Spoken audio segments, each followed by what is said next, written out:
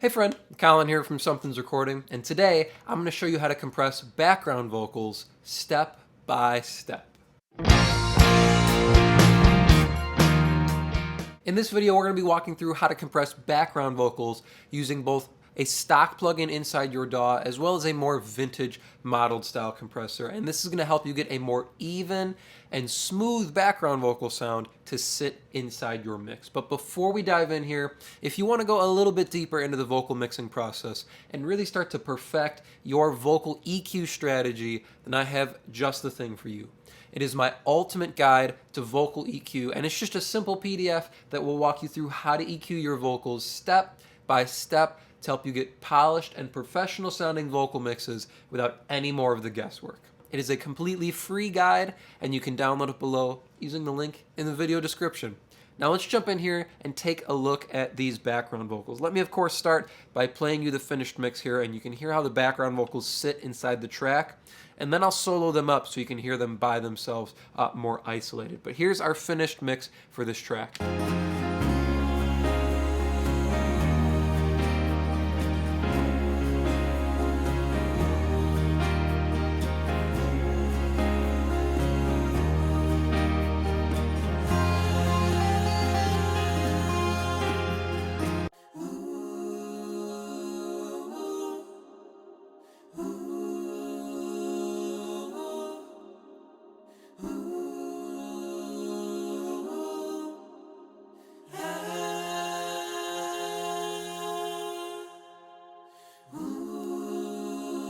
You can hear our background vocals. This group of vocals here is very smooth, very even. It's not jumping all over the place. We don't want something spread wide in our track that's going to be moving a whole bunch. We want something that's smooth, and it's going to give us that nice airy sound that's kind of parked right out on the sides of our track here. So first, let's go over the more vintage style compressor I have going here. And this is what I'm usually reaching for when it comes to background vocals like this. If they're more harmony vocals, more singing lead lines, sometimes I'll reach for something more like the 1176. But in a case like this where it's oohs or ahs, I'm usually reaching for this LA2A style compressor or the tube comp emulation here inside of Studio One. All we're doing here, we've got two knobs. I'm keeping it on compressed, not going to limit here, and I'm just pushing up the peak or reduction knob so we're getting about 3 dB reduction on the bigger parts of the background vocals here. So it's just going to hold those bigger peaks down, those bigger sections down just a little bit, and it's going to leave room for the quieter sections, the more tame sections, to come up inside the track. And for that, we pull our makeup gain back up. So we pull the peak reduction up till we get our amount of compression that we want, and then we move our gain up to compensate for the amount of compression we're doing. So take a listen. I'm going to turn off the reverb here for the moment as well so we get a clearer picture of what our background vocals are sounding like. So without, and then I'll kick it in, you can hear how it kind of evens out the sound of our background vocals.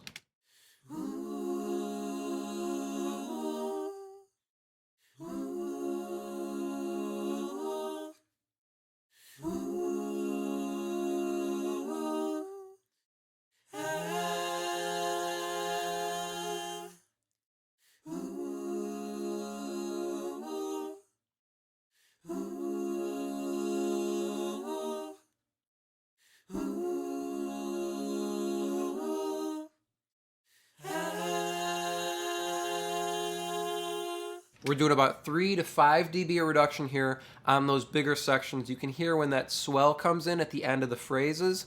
We do a little bit more compression. We're doing about 5 dB reduction there on that bigger group of vocals, but everything else is getting maybe 3 dB reduction, and it's very smooth. That's why I'm reaching for this compressor. It's not aggressive, it's not really fast.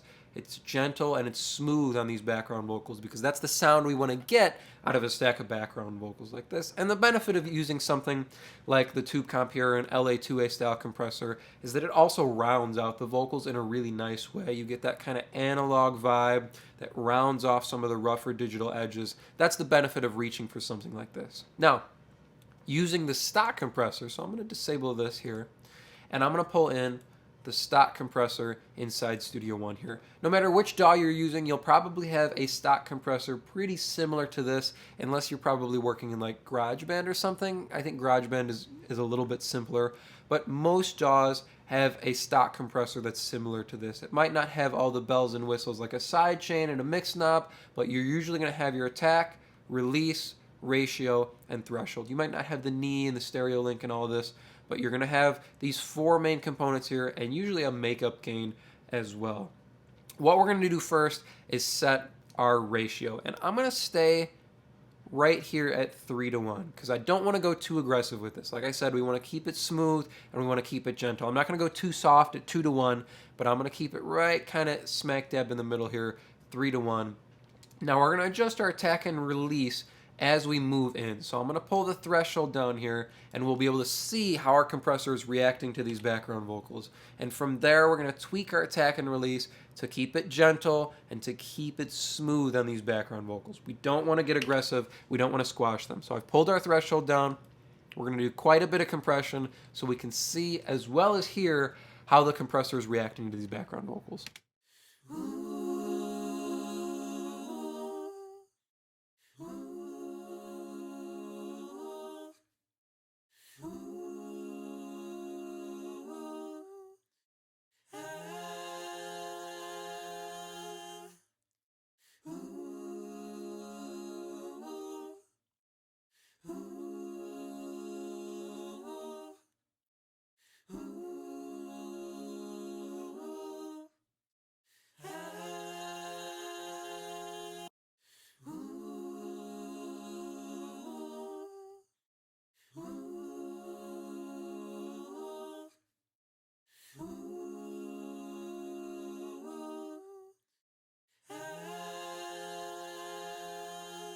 All right, that's quite a bit of compression, but you can hear how the compressor is reacting to the background vocals very clearly, as well as see how our gain reduction meter is moving in time with this stack of background vocals. All I've done here is I've sped up the attack a little bit. I don't want to emphasize the initial transient of all of these vocals landing at the same time. So I've pulled the attack up just enough that it's going to catch that initial transient, but that it's not too aggressive and it's not too fast that we're going to squash all these vocals really, really quickly. Just want to be able to grab that initial spike at the beginning of all the background vocal phrases so it doesn't get emphasized later on as we put the compressor in. Now I've lengthened the release to about 162.8 milliseconds, and what that gives us is we're not getting that flutter effect as the release continually tries to let go on the background vocals because it's a longer, more legato phrase. So it comes in, holds on the background vocals, and then lets go and gets ready to attack the next phrase here. So we've got about 15 on our attack and then about 160 on our release here. And that's kind of the stock settings on the old R compressor if you're familiar with that from Waves. So now that we've got our attack and release set, let's get our threshold set correctly inside the track because we don't need to be doing 11 dB reduction here on these background vocals. So I'm going to hit play and I'm going to readjust our threshold till we're getting that 3, maybe 5 dB reduction.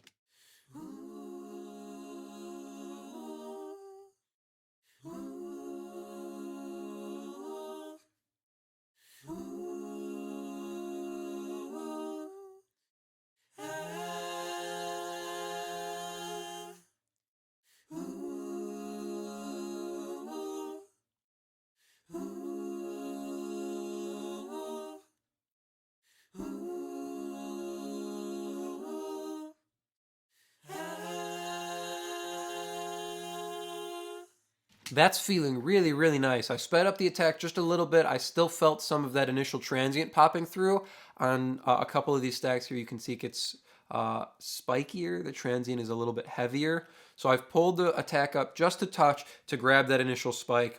And I set our threshold at we're at about -30 here, -29.76. And that's giving us our 5 dB reduction on the bigger passages here. But we're sitting about the same, just a little under on the quieter passages. So we're going to get a really even sound here coming out of our background vocals. So now let's put our makeup gain in and we'll A-B it.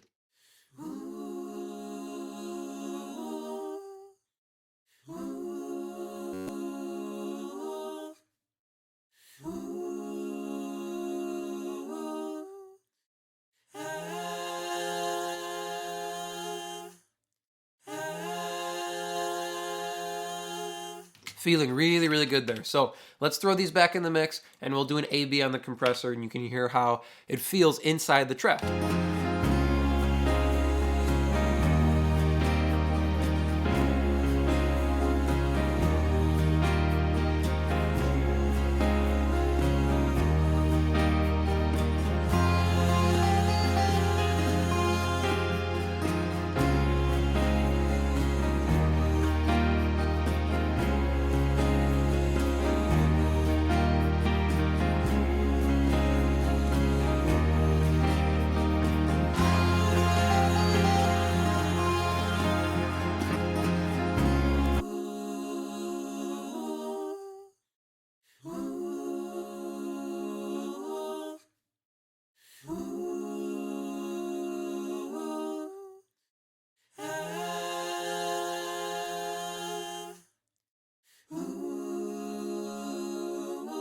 So when it comes down to compressing background vocals, remember, smooth and gentle is what we want, especially on oohs and ahs like this. So setting our ratio, medium style ratio here, 3:1, pulling our threshold down and setting our attack and release a little bit quicker, medium style quick on the attack, just so we catch any transients that pop through, and then a longer release so we get no flutter effect, and it holds down legato with our background vocals.